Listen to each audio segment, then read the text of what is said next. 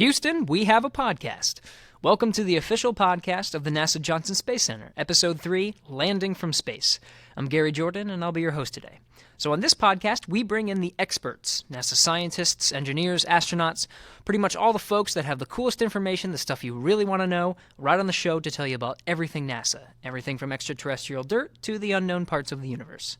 So today, we're talking landing from space with Dr. John Charles. He's the chief scientist for the NASA Human Research Program here at the NASA Johnson Space Center in Houston, Texas. And we talked about the more human side of space, specifically what happens to the human body in the microgravity environment and what that means for adjusting to life back on Earth, even on other planets like Mars. I also had the chance to catch NASA astronaut Shane Kimbrough just 2 days after landing from a 173-day mission aboard the International Space Station, and he gave a first-hand experience of what it feels like to adjust back to Earth's environment after living in space for that long. So with no further delay, let's go light speed and jump right ahead to our talk with Dr. John Charles, and then NASA astronaut Shane Kimbrough. Enjoy.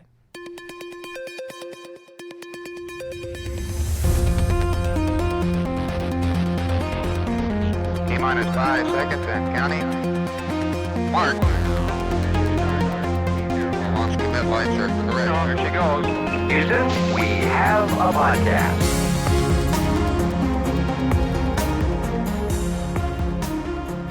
All right, Dr. Charles, welcome. Should I say Dr. Charles or John? Copy, John. John, okay. All right, well, John, thanks for coming on the show. We always seem to end up in the same circles, first with the landing on Mars video and with speaking presentations, and, you were the first person I thought of when we had this topic. But what's cool about this one is for this particular podcast, I actually got a chance to talk to Shane Kimbrough 2 days after he landed, which was awesome. I mean, he was really tired, but it was pretty cool to talk to him. Not to say that you're not a special guest, but I'll try not to be as tired as he was. Well, we're doing this at I guess after lunchtime, so I can understand. That's possible. It is. Yeah. But what's cool is that he was just getting adjusted to Earth. It was perspective of such a unique perspective. He just came down, and he was still getting adjusted, and that takes weeks, right? It may take.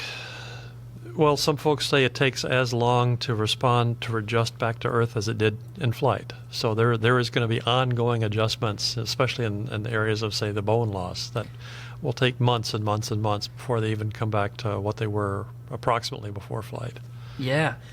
I mean, even some astronauts say they still have dreams about floating. I mean, even floating, and they just kind of, I guess their body just doesn't know where they are. It is certainly a monumental experience, and I cannot imagine ever getting tired of it or used to it. I understand Peggy Whitson was excited to get the mission extension of 3 more months. Right. And she said she was actually interested in going back again. So I think once you've experienced the wonders of weightlessness and the awesome view out the window and all the other parts of going on a space flight these days, it's not something you ever get used to, and it probably colors your dreams for many, many years to come. That's a beautifully put way, a beautiful way of saying it. But that's what I guess, at least for Shane Kimbrough is kind of, I guess, happy to be home. When we were interviewing him, his wife was not too far away, so it was, I'm sure he's happy to see his family. Sure. But I was thinking, why don't we start off with that conversation with Shane Kimbrough, because he does talk about a lot of the human aspects, and he just says, I'm dizzy and this is how I'm feeling. So I thought it would be cool if we kind of elaborated on that a little bit after. But first, let's start with Shane Kimbrough's interview. We do have to go back in time, so producer Alex, let's cue the wormhole sound effect thingy.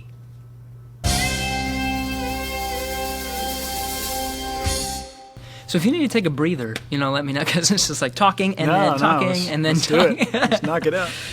Oh man. Cool. So wow. Okay, I know it's been a busy couple of days for you, but thanks for taking the time to actually set 10 minutes aside to have this conversation. You just landed 2 days ago.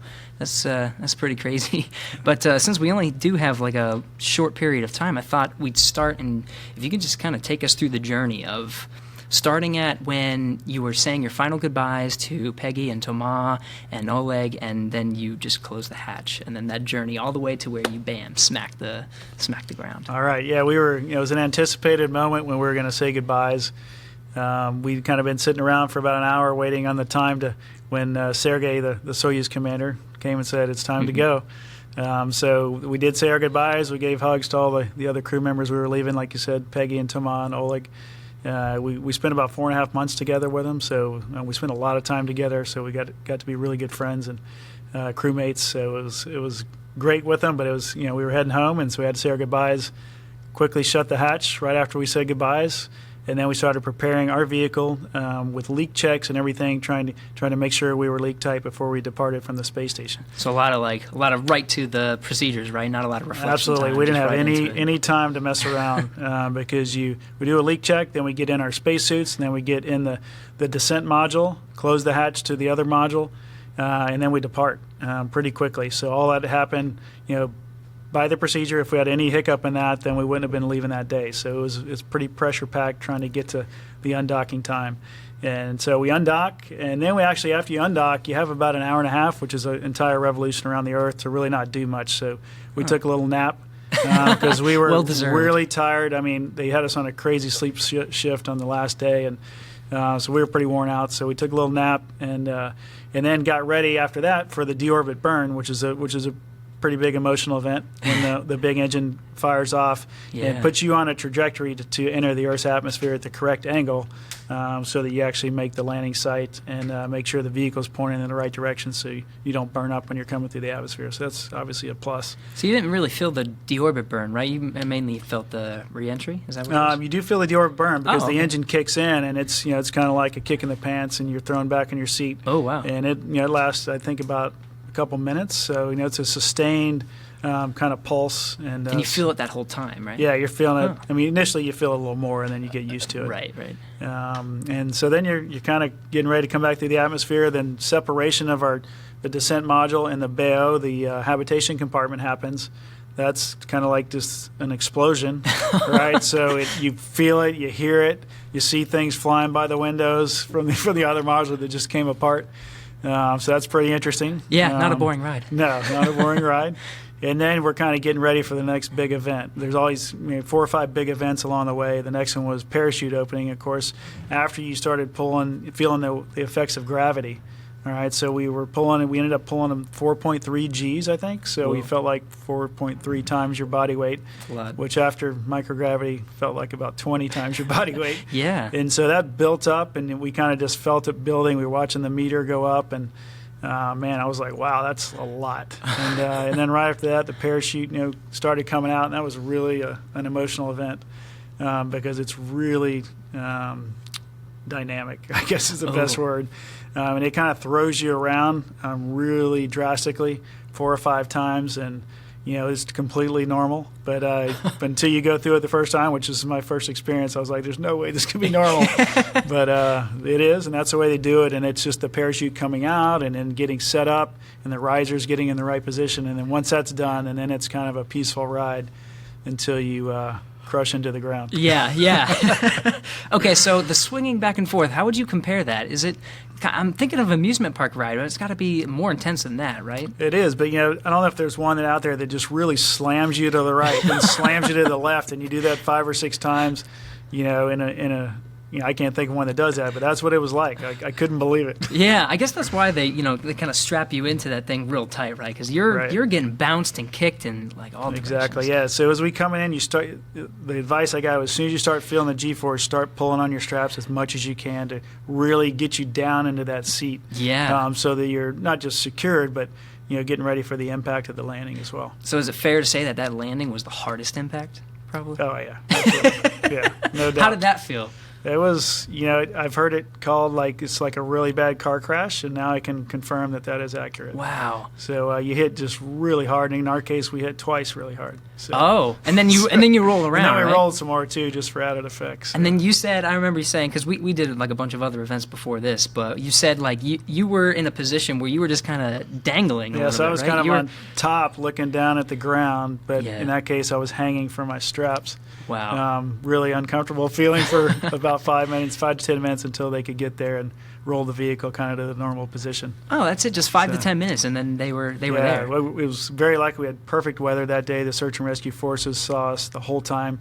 Really, right after the parachute opened, they tracked us all the way to the ground. So they were right there in Wow. about 10 minutes and got us out pretty quickly. So when that door opened and they pulled you out, what was that feeling? Was it relief, or was it just more of the, just here's the next step kind of thing, or like describe those emotions? Yeah, so they opened the hatch, the search and rescue forces, and they're familiar faces from our training in Star City, Russia. I mean, they're Russian folks, but it's just nice to see their smiling faces. And then I saw my flight surgeon from NASA and the chief astronaut, Chris Cassidy, right there as well. So, we were all smiles and waving. We all felt great at the time. And getting out is very challenging because it is so small, like we were talking about earlier. Right. But they have to help you out. You can't get out on your own for gravity, for one, and then it's just too tight and too small. You can't even really get to unstrap yourself. They have to get in there. It's that tight. Wow. Like you can't move your hands enough to unstrap most of your straps, so they get in there and help you out. Doing that as well as pulling you out of the vehicle. Yeah. So, okay, when you first, you're pulled out of the capsule, you have fresh air, familiar faces. Obviously, that's a great moment. But so now you're back on Earth. You can feel it, right? How are you feeling? Do you feel sick? Is it mostly happy? Is there overwhelming feelings? What's going on? I think people have felt all those things you mentioned. I really felt great. I loved smelling that fresh desert air. It was kind of like a 60-degree day in Kazakhstan. Just beautiful. The wind was blowing. It was just awesome to have that sensation of nature again for me. And then just seeing friendly faces and knowing I was going to get to talk to my family pretty soon after that was pretty special. Yeah, that's amazing. What was the main thing you noticed about the way your body was adjusting to life back on Earth?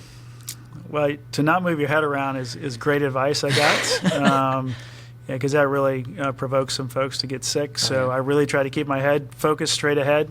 If anybody was talking to me, I would make them come right in front of me. So I didn't have to because the natural tendency is to just look at them, right? But that really gets your inner ear spinning up pretty well. And that must have been hard because there's a lot happening, right? People are all There over. is. Yeah. So I heard people to my side, and I just told them, hey, come right in front of me so I can see you because I'm not going to turn my head. Yeah, exactly. And it seemed to pay off. So yeah. Well, okay. So besides feeling sick, were you weak? Can you move around, or what was? You can move around a little bit. Okay. They were carrying us. I wasn't walking anywhere at the time.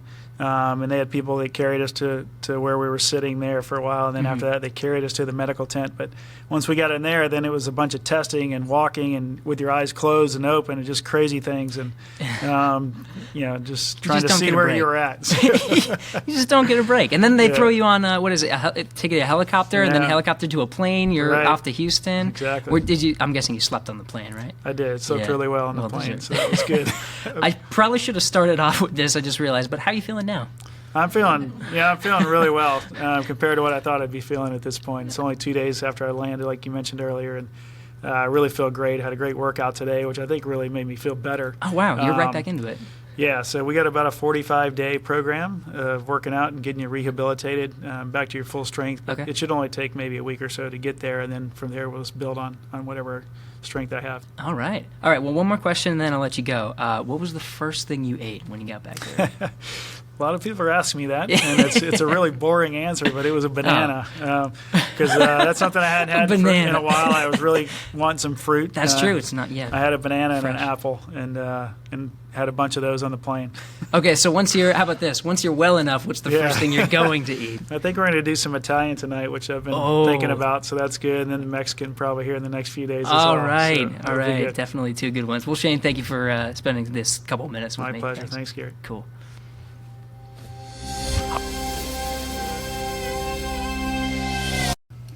All right, producer Alex, we're going to have to work on that wormhole sound effect. Come on. That was quite a ride. I mean, I was I honestly felt sick just listening to the way that he was going down. But there was a lot going on for every step of the way. So, first off, what are those changes that he was talking about that makes him feel so off when he lands on the ground? The human body goes through many changes in weightlessness and the rest of spaceflight. I'm always interested most in weightlessness. I don't like the term microgravity. I think that's unnecessarily accurate. There's a lot of syllables too. Yeah, a lot of syllables too. But the weightlessness has profound effects, and I like to say that it's evolutionarily unanticipated. There's nothing that has ever happened to us in our lives and in all of the lives of everybody that lived before us, all the way back to as far as you want to go, that is weightlessness. Now, even floating in water is not weightlessness because you're still subject to gravity. The parts of your body that are denser go to the bottom, and the parts of your body that are lighter float to the top, and that's true even in the vestibular system, the organs of balance he was talking about, being dizzy. Those are not weightless even underwater. The only time they're weightless is if you fall off a cliff, and then the effect is very short-lived. Right. You don't get a chance to enjoy it very much. Right. So this is a real opportunity for the body to experience something that it's never experienced before, ever. And not surprisingly, there are changes that occur in the body, and the changes might be summarized by the concept that the body economizes its metabolic energy. It doesn't waste energy supporting metabolic processes it doesn't think it needs. And you can't tell your body, hang on to that because you're going to need it eventually. The body doesn't talk to you. In that sense, the body responds, and by this I mean the autonomic processes, the physiological processes, respond to the environment that they have seen recently and are seeing at the moment. So as far as the body is concerned, gravity went away and it's never coming back. And so what do I need to do to be more effective metabolically in the environment that I will see forever? It's just the body adapting to a new environment. To a new environment. And luckily, the body adapts nicely to the weightless environment because it really is sort of a step down. It's less hard to do almost everything metabolically in weightlessness. And the body doesn't know that you're going back to Earth with gravity.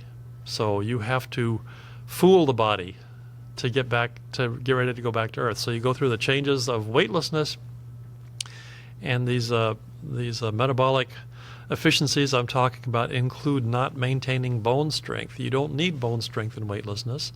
And the body says, great, I'm not going to spend metabolic energy on that anymore. I'm going to dedicate it to something else. Right. You don't need muscle strength. You don't need cardiovascular strength so much.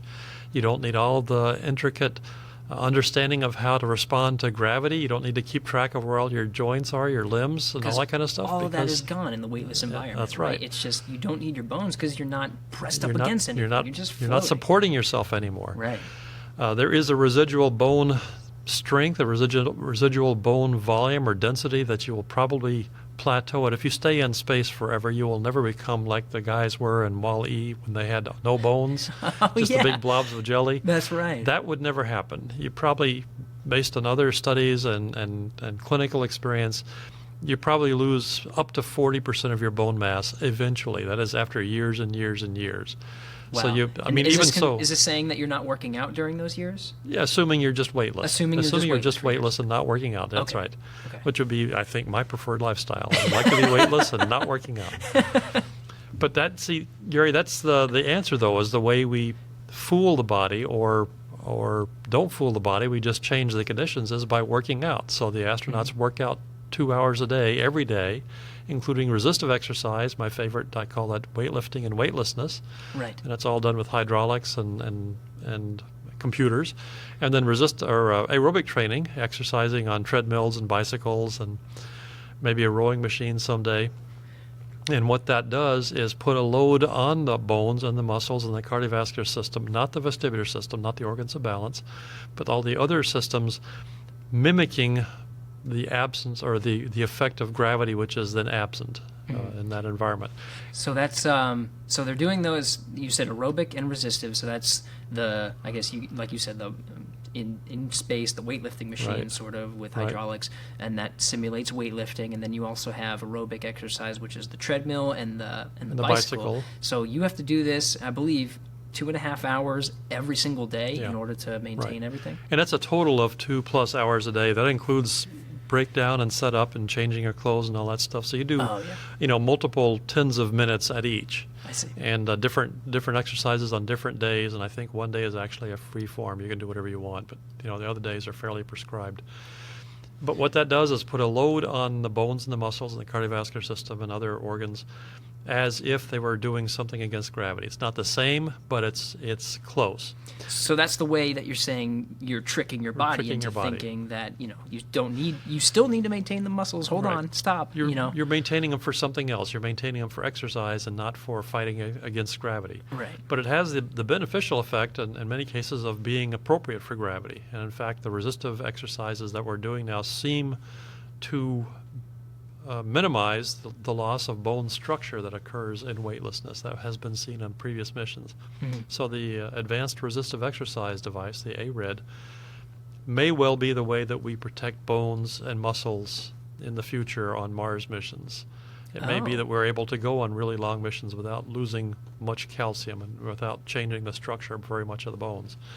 And it's not the loss of calcium per se that's the problem, it's where the calcium comes out of. The bones are developed in everybody whilst you're growing up. And Right. when you're growing up, you're born with a skeleton, and then you spend the first 18 years of your life banging yourself around and jumping up in trees and off of hillsides and falling and jumping and running and pulling and lifting and all that stuff You had an shapes your eventful body. childhood. Right, and that's what I saw people do it. Like I said, see previous comment. Right. But that shapes your body and gives you the structure you need to keep doing that for the rest of your life. And then at some point, that those structures, those facets are completed, and you can then go and do useful things with the body that you've built up over the first 18 plus years of your life. Right. So when you go into weightlessness, you start eating away at that in the absence of gravity. And if you come back to the Earth, you restore some of that, but you don't restore it the way it was originally. You restore it to the way it needs to be now, which means you don't go back inside the bones and reestablish the framework, the structure. And the bones actually have structure inside of them. The outside is called the cortex, and it's a thick layer. And then on the inside are the trabeculae, and the trabeculae are like a framework. Think of a lattice work inside of your bones. And that lattice work is genetically engineered by you as you grow up to respond to the forces you're putting on bones. So it puts down calcium where the forces are the greatest, and it doesn't put down calcium where the forces are not the greatest. But that's the structure you take with you for the remainder of your active life, unless you go into weightlessness, in which case that all sort of gets eroded gradually but persistently over the time in weightlessness.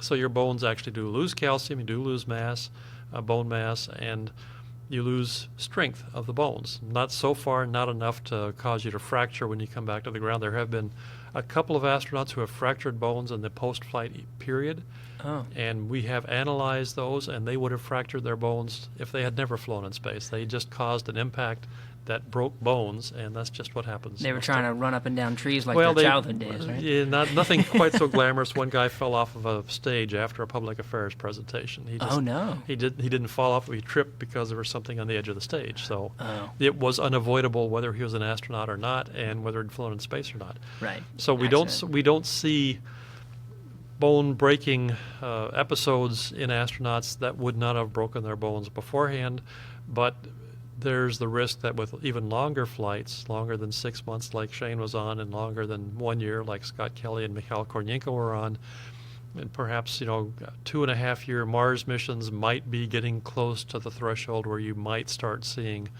a slight increased possibility of breaking bones under normal circumstances. Not during the mission, but after the mission, when you're back on the Earth. That's sort of after 30 months, that's when you start getting close to that threshold. So it has to do with the time that you're in the weightless It seems to environment. be an ongoing process. And like I say, though, that process seems to be interrupted by the heavy resistive exercise. Right. So that sort of stretches that period out. So you're not at risk if you keep doing your heavy resistive exercise. But that's an interesting question, too. And you haven't asked me that one yet, but I'll go ahead and answer it. That is, You were just reading my mind. yeah, that is, are we going to do resistive exercise on the Mars missions? And the answer is, I hope so. Right. But we probably will not be using the ARED. The ARED is a very large device that takes up heavy. an entire module on the Right. space station. That's a node, that's a module. And we probably will not have that kind of real estate, that kind of volume available for that kind of device. So right now what the Human Research Program is doing is trying to understand which of the exercises on the ARED are the most effective in protecting which of the bone facets that are important to protect, and then building a smaller device that'll just do those, a tailored, specialized device. So this is maybe an important point to make, and that is astronauts will go on missions and will suffer deficits that we know how to protect against because we can't afford to protect against them within the limited constraints of a spaceship. So we will give them a device that gives them certain exercise capabilities to protect them against deficits that we think are the most important. But we may be allowing the rest of other aspects of that, say the other aspects of the skeleton, to go ahead and atrophy just because we don't have the flexibility and the resources to protect them against that. We don't think that's going to put them at an increased risk because they're not going to be doing things that will need those aspects of the skeleton, for example. Right. So you've prioritized, and we had to prioritize lots and lots of things when we start talking about a Mars mission. Right. Yeah. No. And I knew we wanted to talk about a Mars mission because that's the only thing you talked to me about ever. Well, we were getting there. I was Yeah. taking baby steps, though. Yeah. You just jumped right there. I did. I guess. So how would the exercises, since we are on Mars now, how would the exercise work on Mars? You know, if you're talking about landing on, would you kind of use sort of the same thing, or can you afford a different type of exercise? Well, it's going to have to be tailored for the Mars environment, and for the Mars environment means both exercising at 1/3 of a G, or 38% of Earth's normal gravity, we call it 1/3 of a G, on Mars, and also being appropriate for the spacecraft that will land on Mars. And you raised a very important question. I hope you realized you raised it because it's an important question. Everything that is is, intentional. it's a matter of economics to get to Mars. First, you got to build a spaceship, and then you got to send it there with fuel. And fuel is the coin of the realm in space. It takes lots and lots and lots and lots of fuel to get any place, and if you get there, then it takes even more fuel to slow you down and land safely. So everything on the surface of Mars will be mass constrained and volume constrained because volume requires mass. You know, if you build a small room, it's got less mass than a big room. So we are going to be focusing on not only what we can put into the Mars transit vehicle, which will be constrained by the volume of the vehicle, but also what we can land on Mars, which will be constrained by the volume of the lander and the mass capable of landing. So it may well be that we hope we figure out a way to use that 1/3 of a G on Mars as a way to supplement some of the exercise that they would normally be doing in their mini gym inside the Mars lander or the Mars habitat. Right. So when you're thinking about a Mars mission, it kind of goes back to that idea of prioritizing, right? So just as you're going to prioritize which parts of the body are the most sensitive, the most important for you to maintain, when you're sending stuff to Mars, you got to prioritize which things are the most important things to bring, to send, and make sure they're really small and light and don't take up a lot of space. Small and light and don't take up a lot of space and don't take a lot of energy, don't take a lot of mass, power, volume, which are the important constraints of a spaceship. And just think we started talking about this because I was trying to make the point that Shane's body is not back to normal yet. His bones are going to take months to get back to normal. But other organ systems may respond more quickly. But they will get back to normal?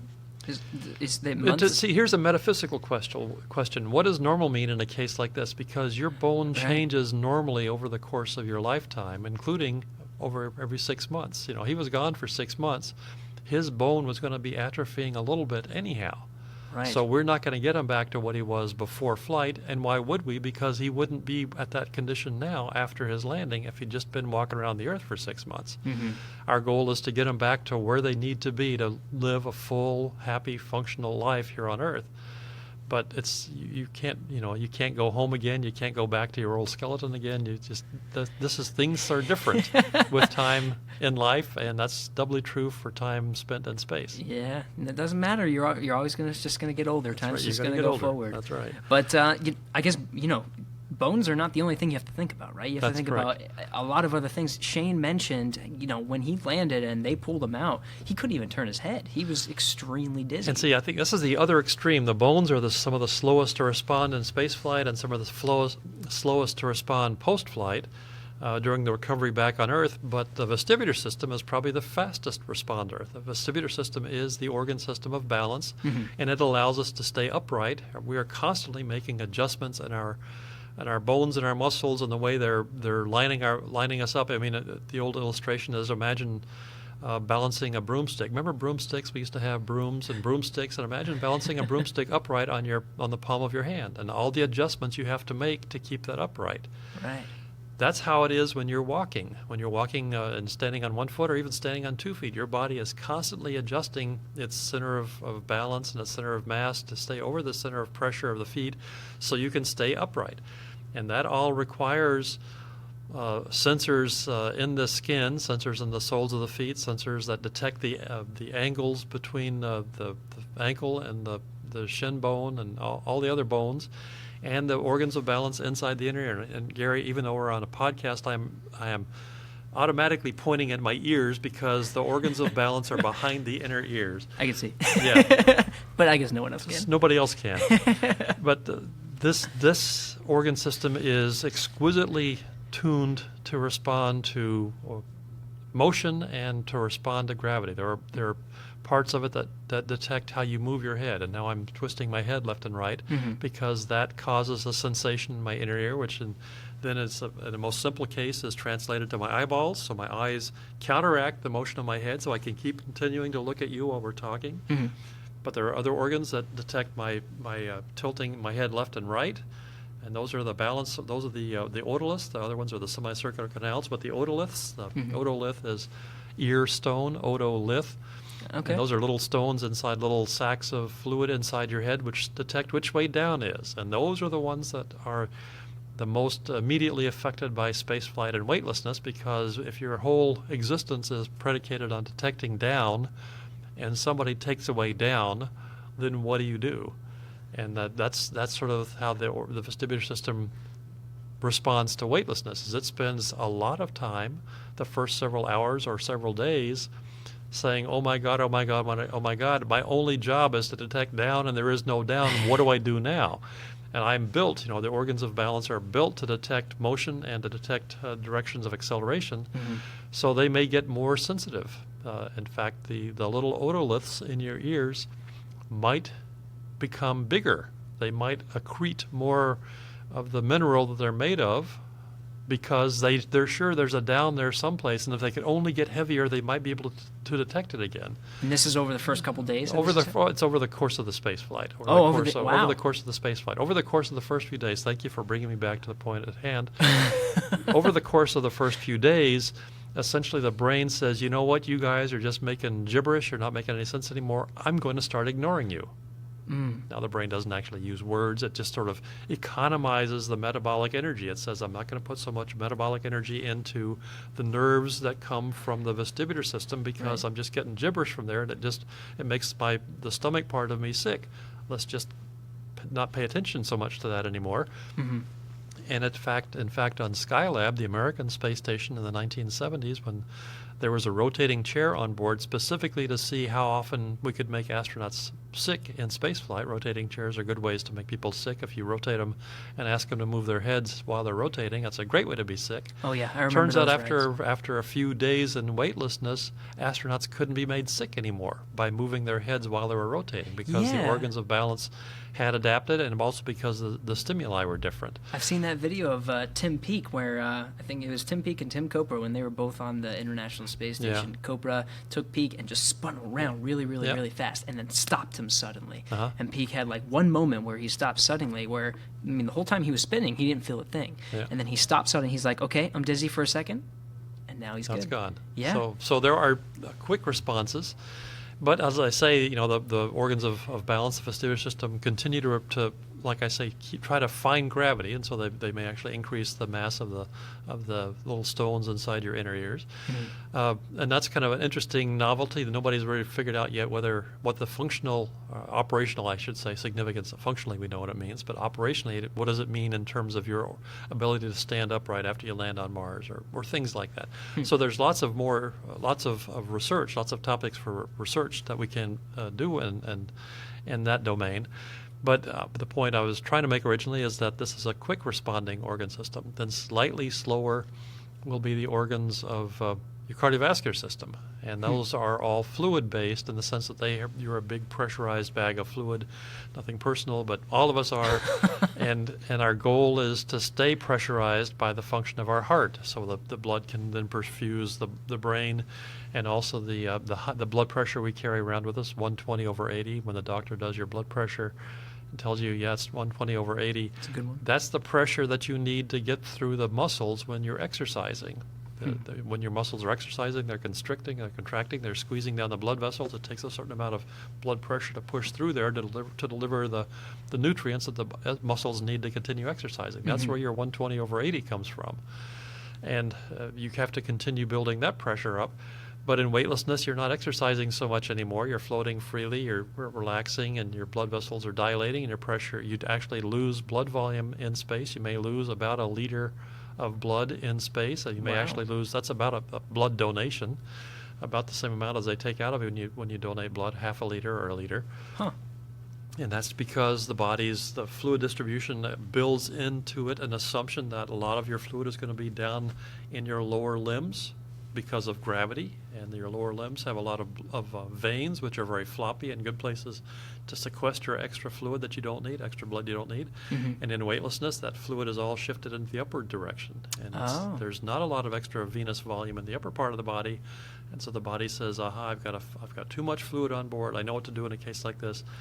Decrease thirst, increase urination, eliminate fluid elsewhere, shift it into other parts of the body, which has the effect of causing your body to lose blood volume over the course of the first few weeks in space flight. That was going to be my question. Yeah. Where does that liter go? That liter goes out, it becomes tomorrow's coffee. If you remember the old analogy about the water recycling system. That's right.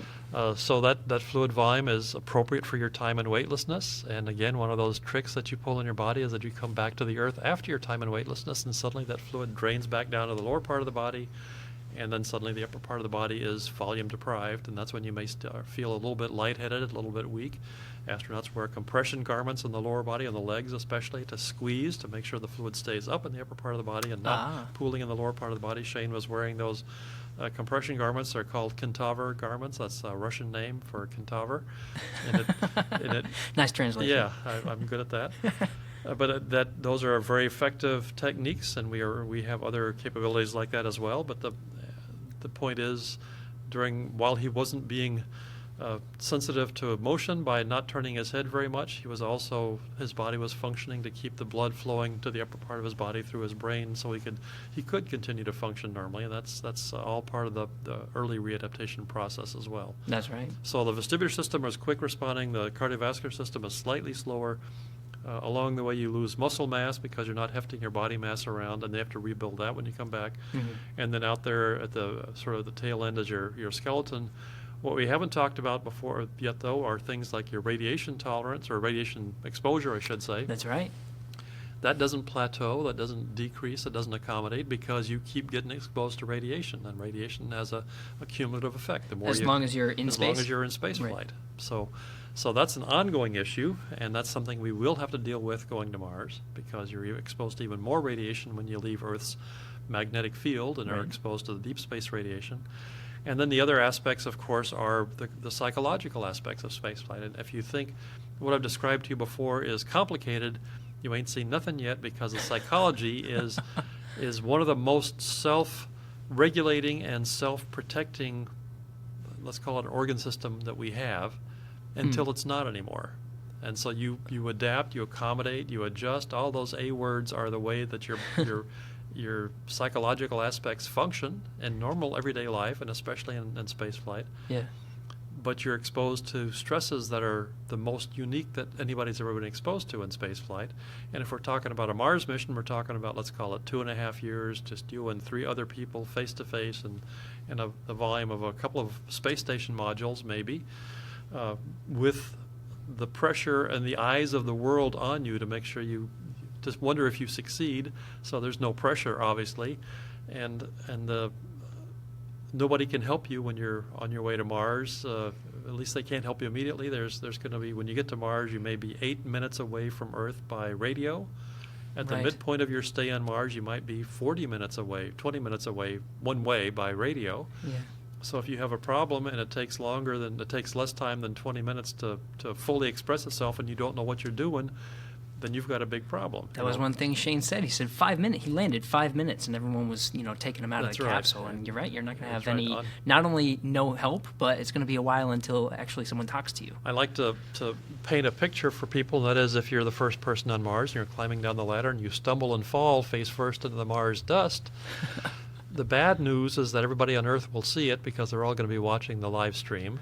Of but course. the good news is it'll be 20 minutes before they see it. So you've got a few minutes of relief before you have to explain to the entire universe how you stumbled for your first step on Mars. That would be pretty cool if that was the actual Yeah. video of the first Yeah. person stepping on Mars. So obviously, you have to be thinking about, this is, obviously you are thinking about, this is kind of what that's going to look like if someone's going to land on Mars. What are we doing to sort of get them ready for that? Mm-hmm. One of the things I think, I'm pretty sure Shane mentioned, was they sat him in a seat and for a while, and then they took him right to a tent and started doing some field tests on Yes, him. exactly, and that's exactly what we called it. We call it the field test. It's one of their human research program investigations. It's a joint investigation by the U.S. and the Russians. The U.S. and Russian investigators, Mildred Reschke and Inessa Kozlovskaya, are very long-time investigators, and they've both been anxious to do this kind of research on the adjustments of the sensory motor system and the neurovestibular system to gravity after a long-duration space flight. We started doing this a few years ago. Chris Cassidy, I think, was actually the first guy to do it on his Soyuz landing. Oh. And we've been doing it pretty consistently since then to try and build up a database of responses so we know what an average and what the statistical mean is and what the variation is. Nice sample size. Nice sample size, Right. and it's also very dramatic, and it's also it's an important set of things to do. But what it does briefly is after they're extracted from their Soyuz, and you heard Shane talk about how they got out of the Soyuz with a lot of assistance. Nobody going to help you on Mars. Your vehicle has to be designed appropriately for you to get out on your own. Then they sit them in a chaise lounge for a little bit and have a brief public affairs event there on the steppes of Kazakhstan, and that's a good chance for them to catch their breath.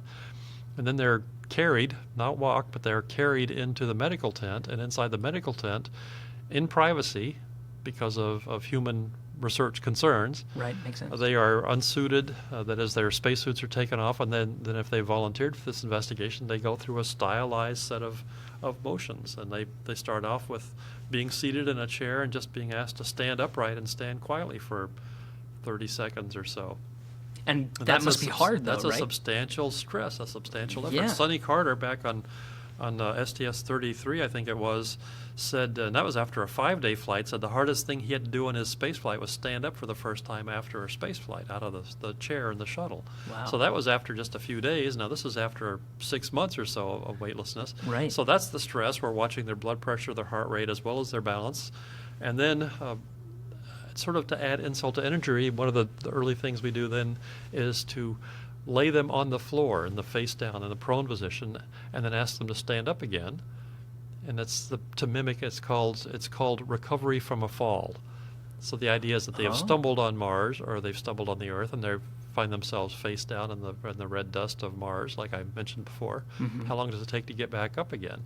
And that we can quantify how long it takes them to stand up, to go through all the complicated motions of getting up on your hands and getting up on your knees, and then finding a way to balance yourself and get back up. That's a very integrated physiological and musculoskeletal activity, and it can be quantified. And then once they've got them standing up again, and I always hasten to add that no astronauts are actually pushed over, they're asked to lay down gently and then stand up. As funny as that would be, That'd very be rude. another good video. But then we make them walk an obstacle course to see if they can do it. And the obstacle course is actually, as Shane described, walking in a straight line with your eyes closed or with your eyes open and then with your eyes closed. And sometimes eyes closed, you veer because you're using your visual system is your dominant way to orient yourself in the absence of a functional vestibular system and in the absence of a fairly relaxed set of somatosensory sensors. Those are the sensors that detect pressure in the bottom of your feet and at the angles of the joints, your ankle angles and your elbow angles and things like that. So walking with eyes open is always a challenge. Walking with eyes closed is almost always impossible because you veer immediately left or right because you just can't orient yourself in the absence of any inputs. and the inputs you're receiving are those that your brain has decided 6 months ago to ignore, and the inputs that it wanted to keep, you've now deprived of yourself of because your eyes are closed. So there's a little bit of a stressor there. And then there are other things that we ask them to do as they sort of gradually move through this set of activities, moving heavy masses back and forth as if they were unpacking a Mars lander and getting things set up on the surface of Mars. Wow. And, just a bunch of generalized things like that, so involving motions, bending, twisting, standing still, things like that. So how long does that usually It takes take? about 45 minutes Wow. in the tent, and that's only a subset. When they get back to Houston, there's a much longer set of activities they go through. And that'll be I think 24 Kate hours mentioned after that. landing. Right. But we also test them in the airport in Karaganda, which is where the helicopter takes them after they land. Right.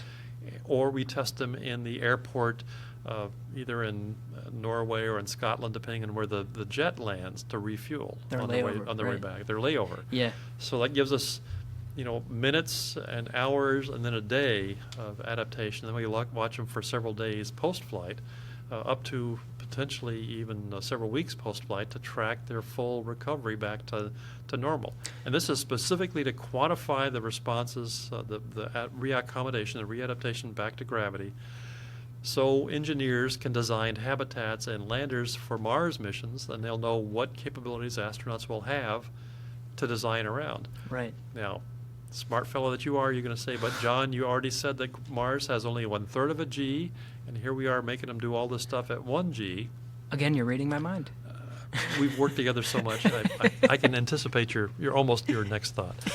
But the deal is, yes, we are making them do it at 1 G, when normally on Mars there'd be at 1/3 of a G. All we've got is 1 G, and this is the closest we can get to that situation. So we have to make the appropriate adjustments if we think it's necessary to compensate for that fractional gravity. But right now, in answer to your next question, we don't have any information on what fractional gravity does, and so we just have to assume that it will be as unpleasant, uncomfortable, difficult as 1 G is. And then once we get experience at fractional gravity, like if we go to the moon and get 1/6 of a G experience, or if we land on Mars and do it a few times and say, you know what, that was not as hard as we said it was going to be, it's going to be easier here at 1/3 of a G, we can make the appropriate adjustments. Right. There's a lot deeper of a story here, I can tell. There's a lot of different directions we can go. But I'm going to ask one more question, and then we're going to let you go.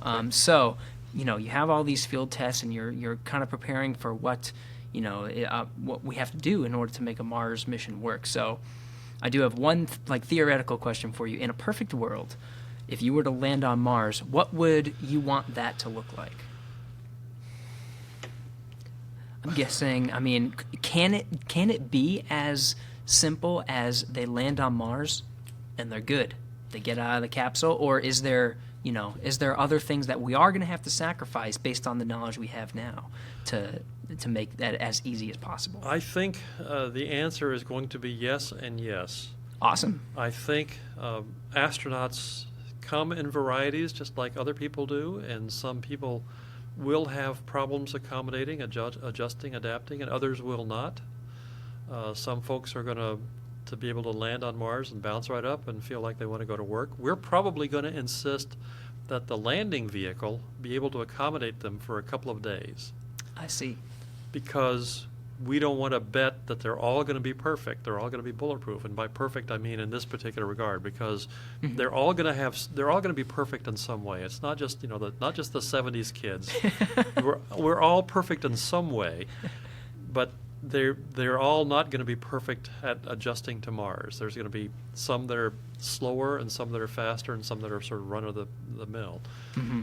We have to accommodate all of them, because you can't leave the guy behind that's not feeling the best and then go and start exploring Mars. So right. the goal is to make the landing vehicle as lightweight as possible.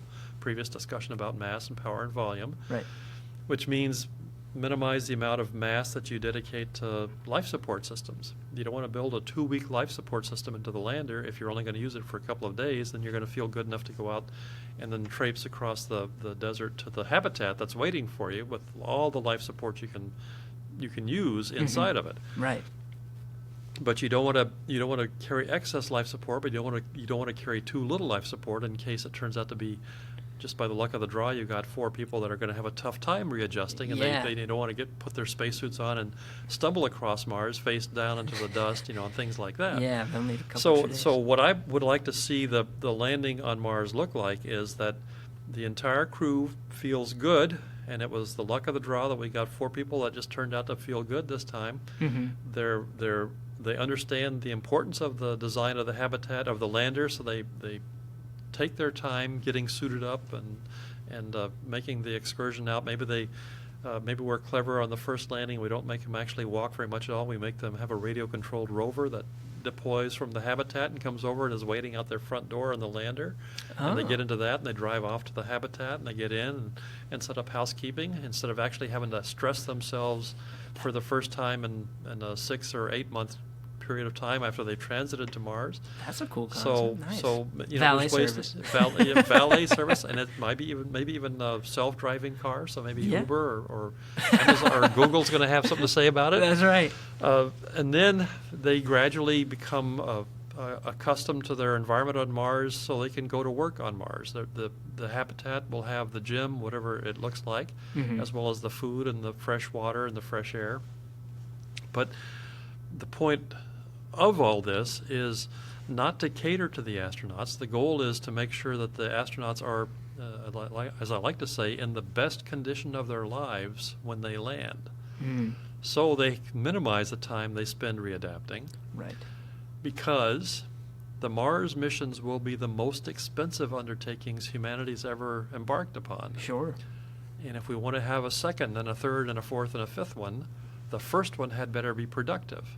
And the way to be productive is to be in good condition so you can get to work as quickly as possible, allowing for the accommodation time of a few days or a week or so, and then get to work and show us why we sent you to Mars and make those Nobel Prize-winning discoveries on Mars so that Congress and the parliaments of all the partner agencies and everybody, all the taxpayers, think, yeah, that was a good thing. We want to do that some more.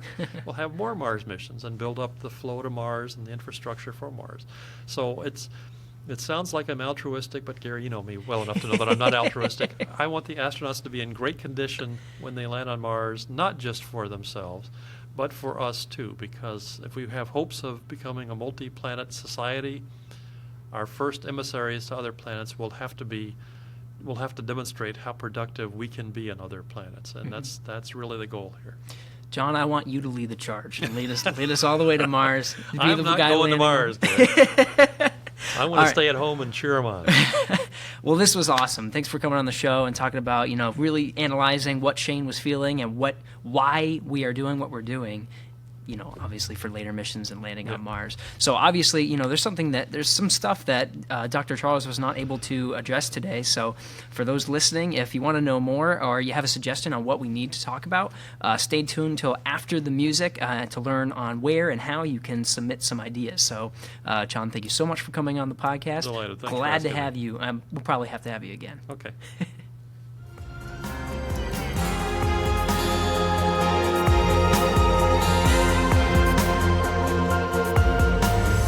Stop of the space shuttle. Roger, 0G, and I feel Shuttle has cleared the tower. Became a feast for all mankind. Actually, a huge honor to break a record like this. Not because they are easy, but because they are hard. Houston, welcome to space.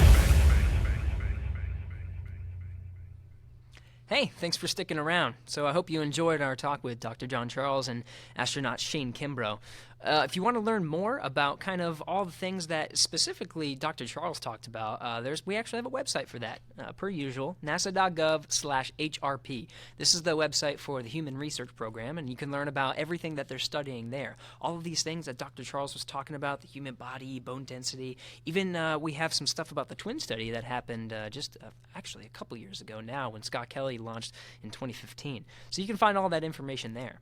A lot of the research that's done, and especially with Shane Kimbrough on the International Space Station, was done up there on that orbiting complex. You can go to nasa.gov/ISS to learn about the latest updates on the International Space Station, all the latest blogs and scientific findings. We also have a lot of cool pictures that we like to put up on that website. On social media, we're very active. Facebook is the International Space Station. That's their Facebook page. On Twitter, we're at @space_station, and on Instagram, it's @ISS. If you want to submit an idea or you have a question about something that we talked about on the podcast, just use that hashtag AskNASA on your favorite platform. Doesn't matter. We'll check them all, and we'll make sure that we address it on one of the next podcasts that we do. And maybe we even will make a whole podcast episode out of it. So this podcast was recorded on April 19th. Thanks to John Stoll and Eric Perriman for helping to produce the show. Thanks again to Dr. John Charles and Shane Kimbrough for coming on the show. See you in 6.79 sols. Get it? Because the Mars... Okay. See you next time.